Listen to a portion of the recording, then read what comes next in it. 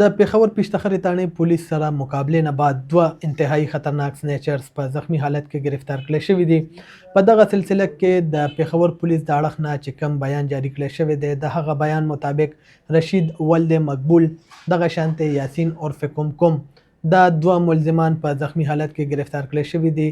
د پولیس دا هم وینا ده چې رشید ولد مقبول دا په 11 مختلف مقدماتو کې د خیبر پښتونخوا مختلف اضلاع چې کوم پولیس ته هغې ته مطلوبو په دغه اضلاع کې ابټاباد، پېښور، نوشهره، چارسده، کوهاټ دغه اضلاع شامل دي. دغه شانته یاسین عرف کوم ولد عبدالسلام دا هم پېښور پولیس ته په 4 مختلف مقدماتو کې مطلوبو.